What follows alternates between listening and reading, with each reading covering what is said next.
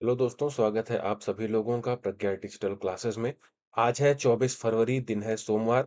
चलिए शुरू करते हैं आज के द हिंदू का ओवरव्यू। ठीक, पहले पेज पर ये news, rescue team yet to contact workers trapped in tunnel. Telangana में एक जो टनल है श्रीशैलम प्रोजेक्ट के पास में, वो धँस गया था। उसमें एक धँसान आ गई थी 8 मीटर के सेक्शन में पानी घुसने की वजह से। तो कई सारे लोग उसमें फँस गए थे। तो जो लोग फँस गए थे, अभी उनको रेस्क्यू करने का एफर्ट किया जा रहा है। एनडीआरएफ वगैरह की टीम आ गई थी। लेकिन जो लोग उसमें फँसे हुए हैं, अभी तक उनसे कॉन्टैक्ट नहीं किया जा सका है। बस यही एक न्यूज़ है। पूरा डिटेल में जाने की ज़रूरत नहीं है। बस ये ध्यान रखना है कि नागरकुरनूल डिस्ट्रिक्ट है तेलंगाना का, यहीं पे हुआ है। बगल में ये news, Trump attacks US aid on India grant amid doubts over allegations by DOGE. Department of government efficiency इन्होंने क्रिएट किया है डोनाल्ड ट्रम्प ने, और इसको हेड कर रहे हैं एलॉन मस्क। और एलॉन मस्क जब आए तो इन्होंने कहा कि हम इंडिया को 21 मिलियन डॉलर दे रहे हैं वोटर टर्नआउट बढ़ाने के नाम पे, और इसको खत्म करना चाहिए। अब ये वाली जो चीज़ है, ये एक बड़ा मुद्दा बनती जा रही है। पहले उन्होंने कहा कि 21 मिलियन डॉलर थे, फिर बात आई 18 मिलियन पे। और अभी कुछ प्रूफ नहीं है कि किस चीज़ के लिए दिए गए, कब दिए गए, उसका कहाँ पे यूज़ हुआ।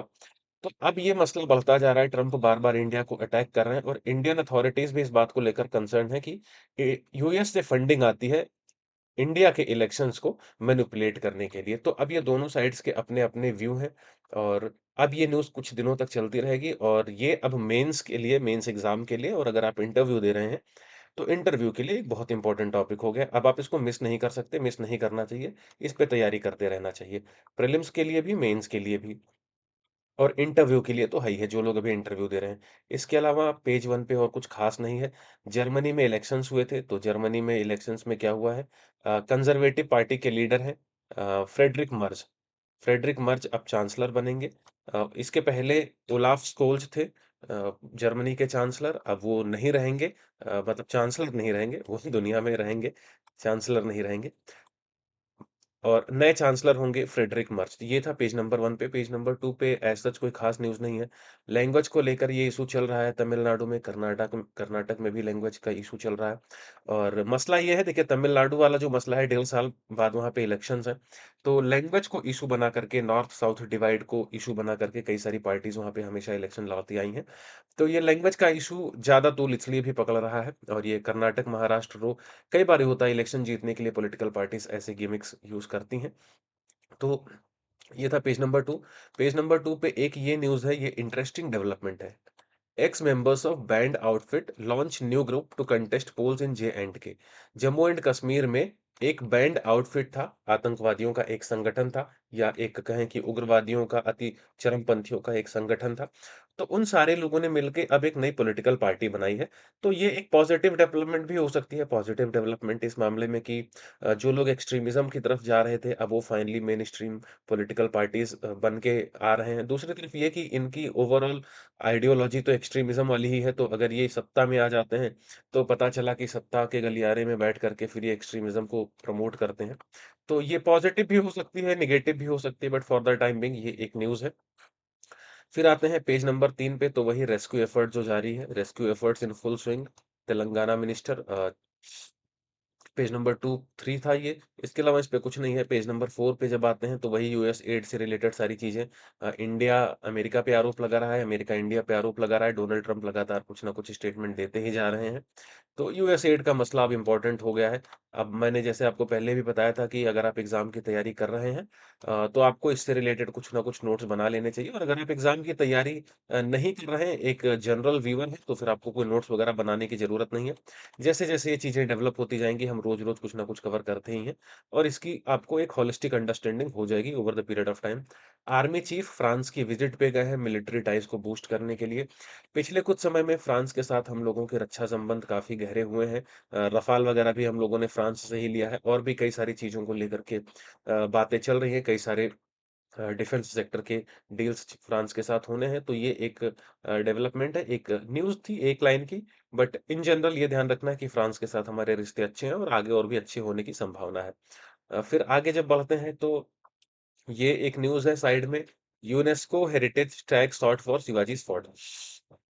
ठीक है? कल्चरल अफेयर्स मिनिस्टर हैं महाराष्ट्र के, इनका नाम है आशीष शेखर। इन्होंने कहा है कि छत्रपति शिवाजी के जो 12 किले थे, उनके लिए यूनेस्को वर्ल्ड हेरिटेज साइट का दर्जा देना चाहिए, ऐसा इन्होंने कल्चर मिनिस्ट्री को लिखा है। अब कल्चर मिनिस्ट्री इसको यूनेस्को को प्रपोज़ल भेजेगी और उस प्रपोज़ल के बेसिस पर फिर आगे जो भी होना होगा, वो होगा। But for the time being ये ध्यान रखना है कि शिवाजी के जो 12 किले हैं, अब वो न्यूज़ में आ गए हैं, प्रीलिम्स के लिए ये इम्पोर्टेंट है। आते हैं पेज नंबर 5 पे, पेज नंबर 5 पे कुछ खास न्यूज़ नहीं है। बस एक ये है, makhana will take over the world of super foods in future says Shivraj Chauhan. Shivraj Chauhan कौन है? एग्रीकल्चर मिनिस्टर हैं और मखाना एक सुपर फूड है, ताल मखाना जिसे कुछ लोग बोलते हैं क्योंकि तालाब में उगता है।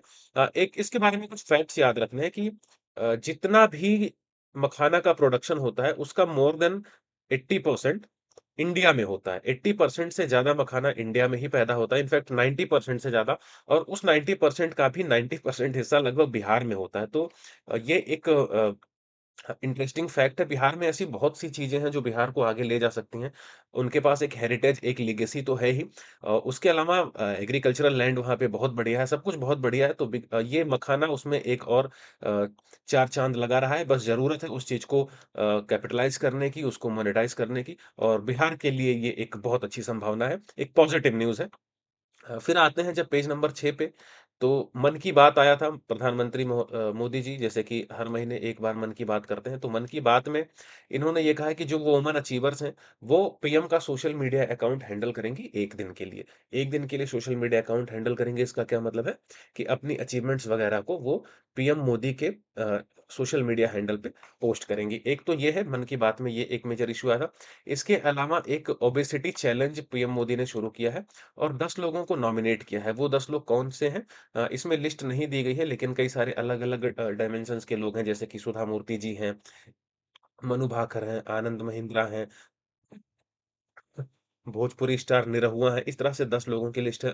जम्मू कश्मीर के चीफ मिनिस्टर उमर अब्दुल्ला जी हैं। तो ये सारे लोगों को उन्होंने एक ब्रांड एम्बेसडर के तौर पे नॉमिनेट किया है कि ये ओबेसिटी को कम करने के लिए अ स्टेप्स लें, ओबेसिटी घटाने के को प्रमोट करें। इसके अलावा India to host a conference on women peacekeeper, ये एक साइड की न्यूज़ है। अब जब ये कॉन्फ्रेंस शुरू हो जाएगी तब फिर उस पे बात करेंगे। हालाँकि 24 और 25 फरवरी को होना है और 24 फरवरी आज है ही है, तो कल से इससे रिलेटेड न्यूज़ आने लगेगी। तो जब कल थोड़ा डिटेल में न्यूज़ आएगी, कल और परसों, तब इसको वहाँ पे कवर कर लेंगे। अभी के लिए बस यही ध्यान रखना कि वुमेन पीसकीपर्स की जो कॉन्फ्रेंस है, उसको होस्ट कर रहा है इंडिया। फिर आते हैं तो ये एक इम्पोर्टेंट न्यूज़ है। Health ministry bans export of drugs containing tapentadol and carisoprodol. तो ये एक इम्पोर्टेंट न्यूज़ है, प्रीलिम्स के लिए काफ़ी इम्पोर्टेंट है। इसको हम अलग से कवर करेंगे क्योंकि ये साइंस का सेगमेंट है और इसको कवर करने में थोड़ा-सा टाइम लगेगा, डिटेल में जाना पड़ेगा। बट ये एक इम्पोर्टेंट न्यूज़ है, आप इसको पढ़ लीजिए अगर आप एग्ज़ाम की तैयारी कर रहे हैं, और बाकी इससे रिलेटेड एक डिटेल्ड वीडियो मैं चैनल पे ले आऊँगा। ये इम्पोर्टेंट न्यूज़ है, इसको छोड़ना नहीं है, इसको मिस नहीं करना है। फिर जब आते हैं साइंस पेज पे, तो साइंस पेज पे जैसे मैं आपको पहले कई बार बता चुका हूँ कि जब द हिंदू के पास भरने के लिए कुछ नहीं होता है, तो पेज भरने के लिए वो कुछ भी करते हैं। अभी क्या हुआ है कि कुछ साइंटिस्ट ने अलग-अलग इंस्टीट्यूट के एक नया मैप बनाया है। मैप किसका बनाया है? जो मून है, मून के साउथ पोल का। अब मून के साउथ पोल पे हम लोगों का चंद्रयान 3 लैंड किया था। चंद्रयान 1 कहाँ गया था? जो चंद्रयान था, वो मून पे लैंड नहीं किया था, उसको मून पे लैंड करने का प्रयास नहीं किया गया था। जो चंद्रयान 2 था वो कहाँ था? उसकी लैंडिंग करवानी थी मून के साउथ पोल पे, लेकिन वो ठीक से लैंड नहीं कर पाया था, तो वो एक फेल्ड मिशन था। इसके बाद चंद्रयान 3 क्या था? चंद्रयान 3 एक सक्सेसफुल मिशन था और इसका जो लैंडर था, ठीक है? ये लैंडर, इसका नाम विक्रम है और यहाँ से एक रोवर निकला था जिसका नाम है प्रज्ञान। वो प्रज्ञान रोवर आस-पास के इलाकों में घूमा और उसने वहाँ पे जो डेटा दिया, उसके बेसिस पे मून के साउथ पोल का एक मैप तैयार किया है इन लोगों ने। कौन है इसमें शामिल? एक फिजिकल रिसर्च लैबोरेटरी है, पंजाब यूनिवर्सिटी है, और laboratory for electro optic system और इंडियन स्पेस रिसर्च ऑर्गेनाइजेशन, इन 4 इंस्टीट्यूट्स ने मिल करके एक मैप तैयार किया है। मैप के लिए डेटा कहाँ से आया? चंद्रयान 3 पे जो प्रज्ञान रोवर गया था, उसी से। और क्या था? एक विक्रम लैंडर, ठीक है? तो बस इतनी सी न्यूज़ है कि मून के साउथ पोल का मैप क्रिएट किया है इन 4 इंस्टीट्यूट्स ने मिल कर के। इसके आगे इसमें कुछ भी नहीं है। फिर आते हैं एडिटोरियल पेज पे। एक-एक लाइन में मैं आपको बता देता हूँ, कुछ ख़ास है नहीं क्योंकि एडिटोरियल्स भी वही, उनको 2 पेज भरने होते हैं, तो कुछ ना कुछ तो लिखना ही है। यहाँ पे जो सबसे पहली न्यूज़ है कि Indian industry needs innovation not mindless toil. पिछले दिनों जो बातें हो रही थी, पहले नारायण मूर्ति जी ने कहा कि 70 घंटे काम करना चाहिए, फिर एल&टी के चेयरमैन एस.एन. सुब्रमण्यम साहब ने कहा कि 90 घंटे काम करना चाहिए। तो उसी को काउंटर करते हुए ये आर्टिकल है कि इंडिया की जो इंडस्ट्रीज़ हैं, उन्हें इनोवेशन की ज़रूरत है, उन्हें नवाचार की ज़रूरत है, ना कि एकदम बैल बुद्धि की तरह काम करते रहना, गधों की तरह काम करना। तो ये एक आर्टिकल है। Necessary infusion. RBI's long-term currency swap was likely forced by financial volatility.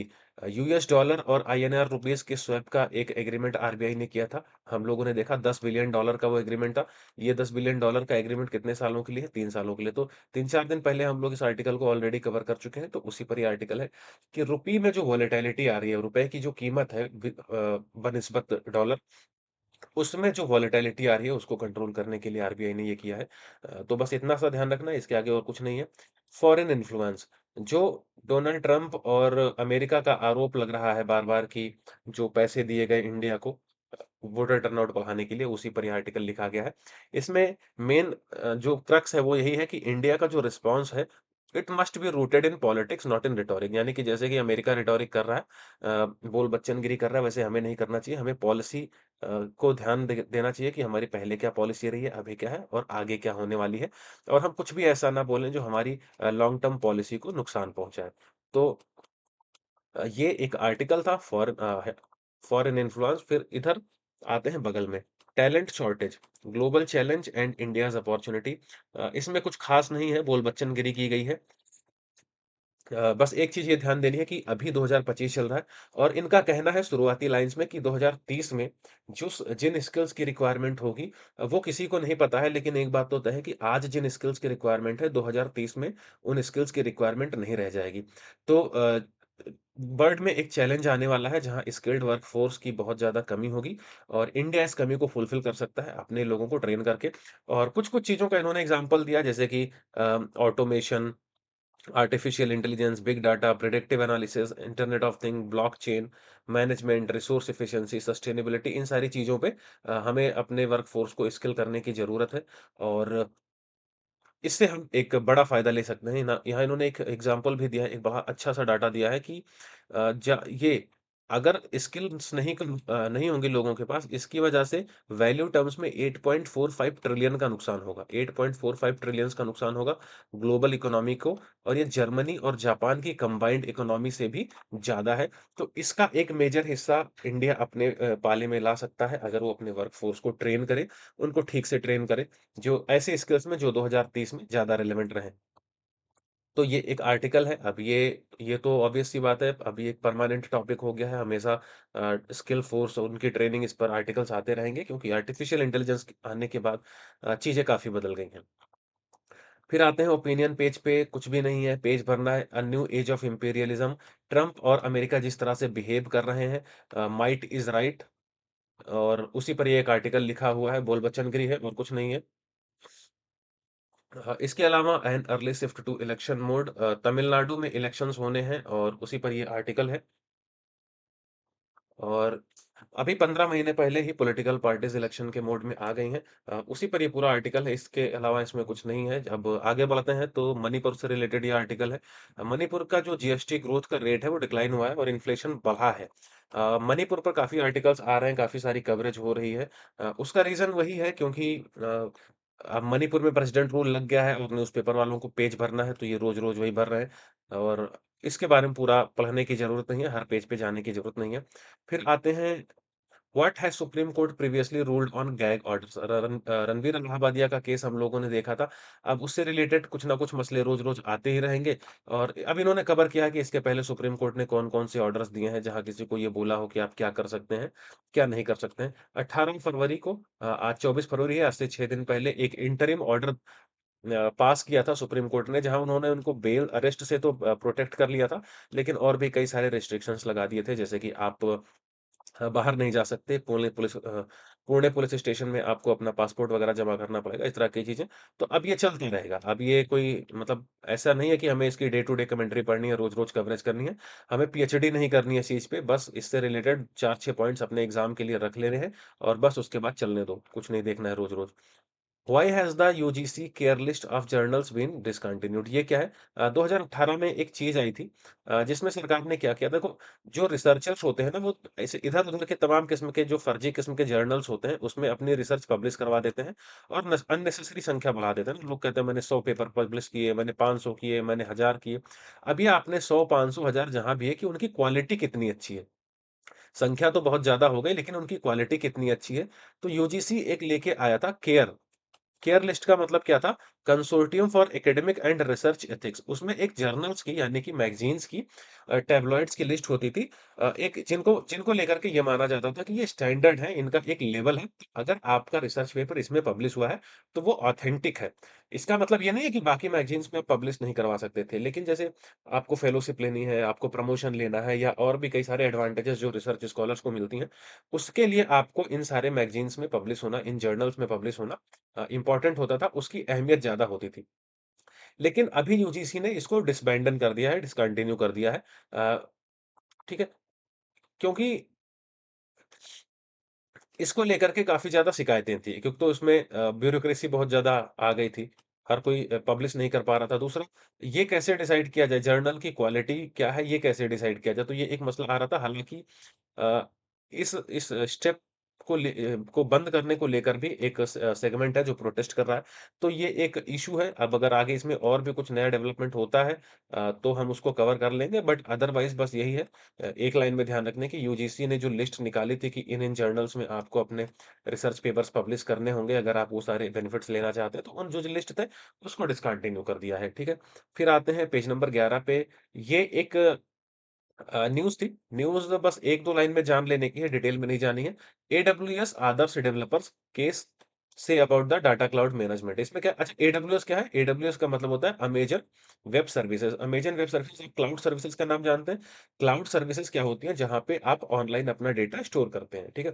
Cloud storage जिसे बोलते हैं। तो बहुत सी कंपनी जैसे फेसबुक है, अमेज़न है, माइक्रोसॉफ्ट है और भी बहुत सी बड़ी-बड़ी कंपनीज़ हैं, जो क्लाउड स्टोरेज की सर्विसेज़ प्रोवाइड करती हैं। क्लाउड स्टोरेज में आप अपना डेटा स्टोर करके रख सकते हैं।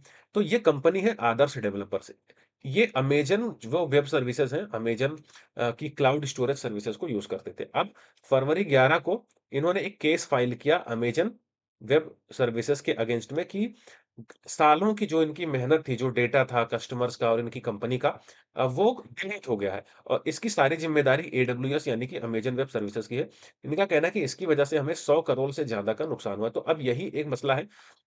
ये एक केस है, अब ये इम्पोर्टेंट हो जाएगा मेंस के लिए तो नहीं, लेकिन अगर आपका इंटरव्यू है तो आप इसको देख सकते हैं। लेकिन प्रीलिम्स के लिए अब ये सारी चीज़ें इम्पोर्टेंट हो जाएगी, जैसे कि क्लाउड स्टोरेज क्या होता है, ये कैसे काम करता है, और भी जो उसकी डिटेल्स हैं, ये प्रीलिम्स के लिए अब इम्पोर्टेंट होंगी। बट फिलहाल यहाँ स यही ध्यान रखने की चीज़ है कि आदर्श डेवलपर्स एक कंपनी थी, इन्होंने एडब्ल्यूएस अमेज़न वेब सर्विसेज़ पे ये आरोप लगाया है, इनके खिलाफ एक कंप्लेंट फाइल की है। बस ये इतना सही है। और 24 फरवरी है, अगर स्टीव जॉब्स आज ज़िंदा होते तो उनकी उम्र 70 साल हो जाती। तो स्टीव जॉब्स पर ये एक क्विज़ है। अब आपको पढ़ना हो तो पढ़ लीजिए, but I don't think it's important from exam point of view. फिर एक ये पेज होता है मनी वाइज़। मनी वाइज़ में क्या होता है, इन्वेस्टमेंट, म्यूचुअल फंड, और इन सारी चीज़ों से रिलेटेड चीज़ें होती हैं। दलाल स्टेट, ये सारी चीज़ें, इंश्योरेंस। तो अगर आप पढ़ना चाहें तो पढ़ लीजिए, मैं इस पेज को जानबूझ के कवर नहीं करता हूँ क्योंकि देखो मैं कोई एक्सपर्ट नहीं हूँ इस सब्जेक्ट का। इन्वेस्टमेंट वगैरह से रिलेटेड बातें बताने के लिए, एसआईपी करनी है, नहीं करनी है, किसमें करनी है। तो इसलिए मैं जानबूझ के इस पेज को छोड़ देता हूँ, अगर आप इंटरेस्टेड हो तो पढ़ लीजिए। बट एक लाइन में मैं आपको कहूँगा कि न्यूज़पेपर वगैरह पढ़ के कभी पैसे इन्वेस्ट मत कीजिए, क्योंकि न्यूज़पेपर पढ़ के और टीवी की न्यूज़ देख के अगर आप इन्वेस्ट करेंगे, तो आप पैसा गँवाएँगे, पैसा कमाएँगे नहीं। और मैं बचता हूँ, लेकिन आपको अगर पढ़ना हो तो पढ़ लीजिए, बट ध्यान रखिएगा कि यहाँ पे अगर कोई टिप वगैरह दी गई हो पेपर में, कुछ हिंट दी गई हो, तो उससे बचिएगा, उसके बेसिस पे इन्वेस्टमेंट मत कर दीजिएगा, ठीक है? बिज़नेस पेज पे आते हैं, कुछ भी खास नहीं है। हाँ, एक भी ऐसी न्यूज़ नहीं है, बस लास्ट में ये एक इन्फ्लुएंसर मार्केटिंग से रिलेटेड आर्टिकल है। पढ़ने के लिए अच्छा है, मतलब इनसाइट के लिए अगर आप अपनी नॉलेज बढ़ाना चाहते हैं, तो ये एक अच्छा आर्टिकल है कि इन्फ्लुएंसर मार्केटिंग काम कैसे करती है। तो बियर बाइसेप्स की जो कंट्रोवर्सी हुई, इसने इन्फ्लुएंसर मार्केटिंग को कैसे इम्पैक्ट किया? बियर बाइसेप्स मतलब रणवीर इलाहाबादिया वाला जो केस हुआ है, उसकी वजह से इन्फ्लुएंसर मार्केटिंग पे इम्पैक्ट क्या है? इसको आप पढ़ना चाहें तो पढ़ सकते हैं। ये एक अच्छा आर्टिकल है। और सुबोध गुप्ता जो कि खुद एक डिजिटल मार्केटियर हैं, उन्होंने इसको लिखा है और ये बहुत अच्छा आर्टिकल है। एग्ज़ाम के लिए बहुत हेल्पफुल नहीं है। इंटरव्यू अगर आपका है आने वाले हफ़्ते 10 दिनों में या 15 दिनों में, तो आपको यहाँ से अच्छे पॉइंट्स मिल जाएँगे। मेंस के लिए भी कोई इम्पोर्टेंट नहीं है, बट इन जनरल अपनी नॉलेज बढ़ाने के लिए अगर आपको पढ़ना हो, तो ये बहुत अच्छा आर्टिकल है। इसके अलावा अ, लेबनान के बेरूत में हिज़्बुल्लाह के लीडर थे नसरल्ला, इनकी डेथ हो गई है और उनकी जो फ़िनरल थी यानी उनकी अंतिम यात्रा थी, उसमें बहुत से लोग आए, इनकी डेथ हो गई थी, तो यही है।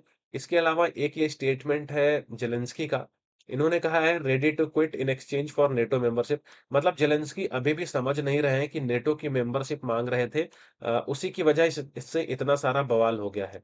मतलब रसिया इस बात को कैसे एक्सेप्ट कर सकता है कि उसके बॉर्डर पर एक नेटो मेंबर हो। अब ये तो एक एक्सट्रीम केस हो गया ना, रेड लाइन हो गई और ज़ेलेंस्की बार-बार उसी चीज़ को पुश कर रहे हैं। उन्हें नेटो की मेंबरशिप ही चाहिए। उन्हें अभी भी समझ में नहीं आ रहा है कि एक न्यूट्रल पार्टी बन के रहते तो शायद ज़्यादा बेनिफिट में रहते, जैसे कि और भी बहुत से देश रहते हैं, जैसे कि स्विट्ज़रलैंड है। स्विट्ज़रलैंड एक न्यूट्रल पार्टी के रूप में रहता आया है, प्रोग्रेस भी कर रहा है। यूक्रेन भी यही कर सकता था, लेकिन इनको नेटो की मेंबरशिप ही चाहिए, तो फिर अब क्या ही कर सकते हैं, है ना? ऐसा खराब लीडर मिल जाए किसी देश को तो उसका क्या ही कर सकता है। इसके अलावा एक ये वाली चीज़, M23 DRC democratic Republic of Congo और उसका जो गोमा रीजन है, वहाँ पे M23 रिबेल्स लगातार पिछले कुछ समय से न्यूज़ में है। तो ये प्रीलिम्स के लिए इम्पोर्टेंट न्यूज़ हो जाती है और उसी के बगल में रवांडा है। रवांडा इन मिलिटेंट्स को M23 फोर्स को सपोर्ट प्रोवाइड करता है। फिर जब वर्ल्ड पेज पे आते हैं तो Trump seeks trans Atlantic alliance with Russia pivot Europe in shock. अब देखो ट्रांस अटलांटिक का मतलब क्या है? इधर कनाडा है, इधर अमेरिका है और इधर यूरोप है। तो ये वाला जो एरिया है, ये अटलांटिक एरिया है और इस अटलांटिक इन जो यूरोप और अमेरिका है, इनके बीच में जो अलायंस हुआ है बहुत लंबे समय से, मतलब वर्ल्ड वॉर 2 के बाद से ही, इसे ही ट्रांस अटलांटिक अलायंस बोला जाता है। और ये दोनों ही देश अमेरिका, मतलब कॉन्टिनेंट्स, देश नहीं, अमेरिका और यूरोप एक-दूसरे के साथ ही कंधे से कंधा मिलाकर चलते रहे, एक-दूसरे के सपोर्ट में रहे। लेकिन अभी डोनाल्ड ट्रम्प का जो शिफ्ट है, उससे लग रहा है कि सेकंड वर्ल्ड वॉर के टाइम से ये जो ट्रस्ट बिल्ड हुआ था, ये जो अलायंस बिल्ड हुआ था और यूरोप जो कि अमेरिकन सिक्योरिटी पे काफ़ी ज़्यादा डिपेंड करता था, ऐसा लग रहा है कि ट्रम्प उस चीज़ को छोड़ कर के एक नया रोड मैप लेंगे, नया रास्ता अपनाएँगे और इस चीज़ को लेकर के यूरोप में भी काफ़ी ज़्यादा अफ़रा-तफ़री मची हुई है। फ्रांस के प्राइम मिनिस्टर और जो फ्रांस के प्रेसिडेंट हैं मैक्रॉन और ब्रिटिश प्राइम मिनिस्टर स्टारमर, हो सकता है कि आने वाले दिनों में ये ट्रम्प से मिलें और इनको कन्विंस करें कि इन्हें यूक्रेन का साथ देना चाहिए। लेकिन देखते हैं, ट्रम्प करते अपने मन की ही हैं, उन्हें सुननी किसी की है नहीं, यूरोप की तो खास तौर पे नहीं सुनेंगे। और जब इनका पिछला कार्यकाल था तब भी इन्होंने यूरोप को और नेटो मेंबर्स को काफ़ी ज़्यादा लताड़ा था। तो अब वो ट्रम्प इन सारी बातों को लेकर के कन्विंस होंगे, अपना रवैया बदलेंगे, इसके चांसेस तो काफ़ी कम है। बट देखते हैं आगे क्या होता है। स्पोर्ट्स पेज पे कुछ भी ख़ास नहीं है। कल इंडिया-पाकिस्तान का मैच था और इंडिया-पाकिस्तान का मैच तो क्या ही कहा जाए, रिज़ल्ट वही हुआ जो हमेशा होता है। इंडिया ने पाकिस्तान को हरा दिया है। तो अगर आप खेल वगैरह में दिलचस्पी रखते हैं तो ये पेज पढ़ लीजिए, बाकी तो इसमें भी कवरेज वही है जो कल आपने मैच में देखा है। कल मैंने भी मैच देखा, इसलिए कल भी न्यूज़पेपर की कवरेज देर हो गई थी और आज भी लेट हो गई है। इसके अलावा जब आते हैं तो पेज नंबर 17 पे ये एक आर्टिकल, दिस इज़ केरलाज़ 1983 मूवमेंट, आनंद पद्मनाभन, ये एक जर्नलिस्ट हैं। इन्होंने ये लिखा है और इनका कहना है कि ये जो मूवमेंट है, ये मूवमेंट कौन-सा मूवमेंट? केरला पहली बार रणजी ट्रॉफी के फाइनल में पहुँची है। तो ये एक मूवमेंट है केरला का, मैंने आपको 2-3 दिन पहले भी न्यूज़पेपर में बताया था कि केरला पहली बार रणजी ट्रॉफी के फाइनल में पहुँचा है, तो अब चाहे वो हारे या जीते, कुल मिलाकर के ये 1983 मूवमेंट है और केरला की क्रिकेट को यहाँ से ग्रोथ मिलेगी। इसके अलावा एक शॉर्ट मैं चैनल पे लेके आया था आईआईटी बाबा से रिलेटेड, कि बाबा जी ने कहा था कि पाकिस्तान इस बार जीत जाएगी। तो बाबा जी के लिए भी वो 1983 मोमेंट था कि पाकिस्तान जीते चाहे हारे, बाबा जी को तो लाइमलाइट मिल ही जाएगी। तो उसी तरह से यहाँ पे ये है 1983 मोमेंट फॉर केरला। अब केरला फाइनल जीते या हारे, केरला की क्रिकेट को काफ़ी ज़्यादा बूस्ट मिलने वाला है और ये अच्छी बात है, केरला के क्रिकेट के लिए अच्छी बात है। इसके अलावा पेज नंबर 18 पे फुटबॉल से रिलेटेड न्यूज़, पेज नंबर 19 पे Delhi veering off the track, यहाँ पे ये क्या कर रही हैं, Alisha Datta, she is trying to pick up the remains of the fateful day. उस दिन जो कुछ भी हुआ उसको ये होलिस्टिक वे में कवर करने की कोशिश कर रही हैं और इनसे 5 दिन पहले ही हम होलिस्टिक वे में कवर कर चुके हैं। तो अगर आपको पढ़ना हो तो पढ़ लीजिए, नहीं पढ़ना है तो चैनल पे जाकर के देख लीजिए। एक स 5-7 मिनट की वीडियो मैं बनाया था दिल्ली की स्टैम्पीड पे, आई बटन पे आपको मिल जाएगा, यहाँ ऊपर आई बटन में आपको मिल जाएगा, ठीक है? लगा दूँगा मैं, उसी को देख लीजिएगा। केरला में मैन एनिमल कॉन्फ्लिक्ट बहुत ज़्यादा बढ़ रहा है, उसी से रिलेटेड एक आर्टिकल है। न्यूज़पेपर को पेज भरना है तो उन्होंने इतना सारा लिख दिया, आपको कुछ करने की ज़रूरत नहीं है। बस ये ध्यान रखना कि केरल एक ऐसा एरिया है जिसमें मैन वाइल्ड लाइफ कॉन्फ्लिक्ट होते रहते हैं और पिछले काफ़ी दिनों से ये बात न्यूज़ में रही है। इवन वायनाड की जो एमपी हैं प्रियंका गांधी, उन्होंने भी इसका मुद्दा उठाया, जो केरल के चीफ मिनिस्टर हैं उन्होंने भी ये मुद्दा उठाया था। तो ये एक इश्यू बनता जा रहा है। बस क्या ध्यान रखना है मैन एनिमल कॉन्फ्लिक्ट या ह्यूमन वाइल्ड लाइफ कॉन्फ्लिक्ट हो रहा है। इससे रिलेटेड 1-2 पॉइंट्स नोट कर लेने हैं, क्यों हो रहे हैं, कैसे प्रिवेंट किया जा सकता है, वे फॉरवर्ड क्या है, बस इससे ज़्यादा और कुछ इसमें जानने-सुनने की ज़रूरत नहीं है, इतना काफ़ी है। तो ये था आज का न्यूज़पेपर। आज थी 24 फरवरी और चूँकि न्यूज़पेपर में अब न्यूज़ रिपीट होने लगी है, तो हम नया क्या ही कवर करें। पहले पेज पे वही यूएस एड की टनल की कोलैप्स यही सारी न्यूज़ है। तो बस हमें क्या ही करना है, हमें रोज़-रोज़ जल्दी-जल्दी देख लेना है कि नया न्यूज़ में कुछ ख़ास तो है नहीं और जो पुराना है वो रिवाइज़ हो जाता है। तो ये था आज का न्यूज़पेपर और कल मिलेंगे फिर 25 फरवरी को नए दिन के न्यूज़पेपर के साथ। तब तक के लिए गुड बाय।